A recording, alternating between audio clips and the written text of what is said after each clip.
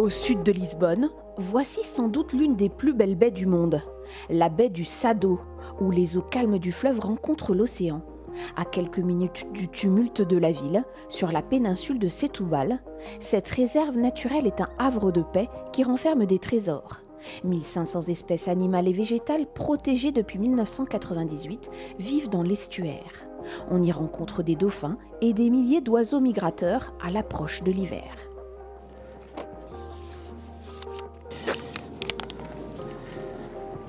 João Jara est un éminent spécialiste et passionné des oiseaux au Portugal. Auteur de nombreux ouvrages à ce sujet, il propose des visites guidées dans la réserve du Sado depuis 13 ans. Personnellement, je viens ici une cinquantaine de fois par an, car c'est un endroit très intéressant, d'une richesse incroyable en ce qui concerne les oiseaux. En dehors des visites, le spécialiste vient pour son propre plaisir, muni de sa lunette. Il admire les oiseaux pendant des heures, depuis l'un des meilleurs points de vue du site, le moulin de Morisca. Nous sommes sur la rive nord de l'estuaire, qui est une des plus importantes zones humides du Portugal.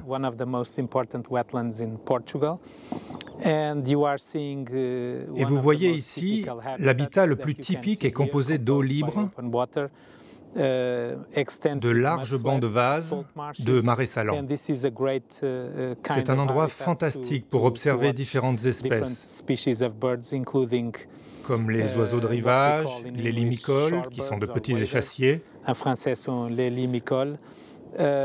mais aussi des oiseaux comme les flamants roses ou les spatules.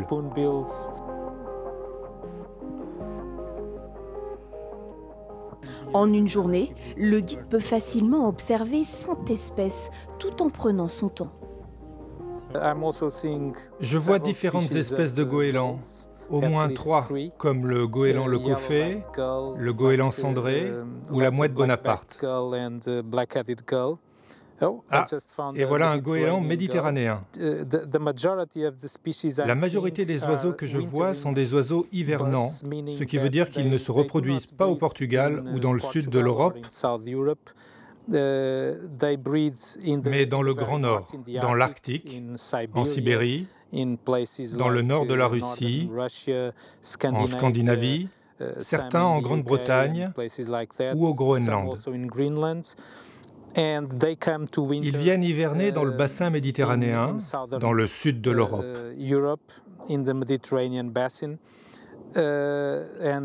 L'hiver est donc l'un des meilleurs moments pour observer ces oiseaux dans l'estuaire du Sado. D'autant plus qu'avec la marée haute, les oiseaux sont poussés vers le guide. En une demi-heure, ce sont pas moins de 60 espèces qui avancent vers lui. Certaines personnes disent qu'observer les oiseaux peut être thérapeutique. Je ne suis pas sûr de cela, mais pour moi, c'est un plaisir. Je suis très chanceux de faire ce travail. Guide ornithologique dans cette réserve.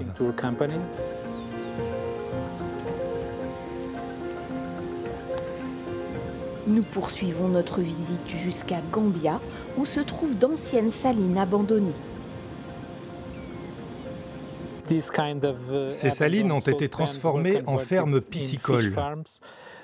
Donc cet endroit n'est plus aussi attractif qu'il l'était par le passé pour les oiseaux, mais on peut encore voir différentes espèces ici. João tombe ce matin sur un groupe de jeunes flamants roses, une espèce fascinante qui se regroupe par classe d'âge.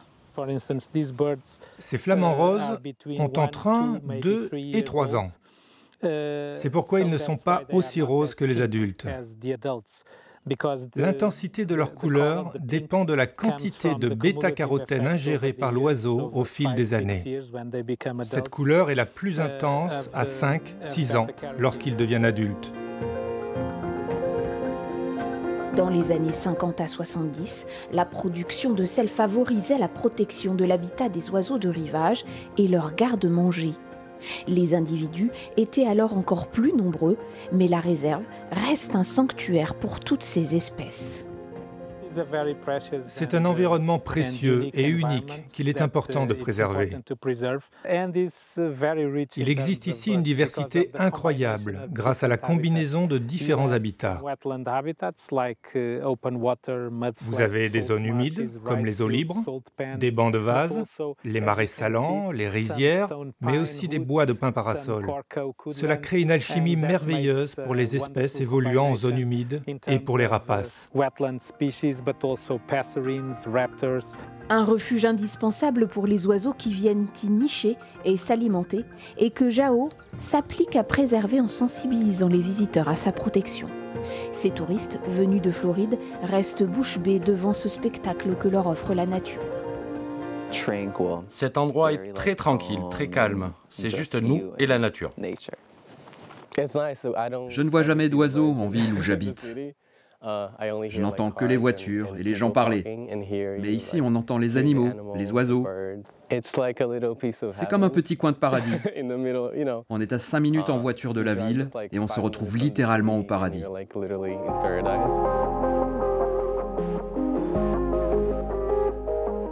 Mais ce sanctuaire, situé en zone Natura 2000, se trouve aujourd'hui menacé par des projets immobiliers et une dizaine de complexes de golf prévus prochainement en construction sur plus de 800 hectares.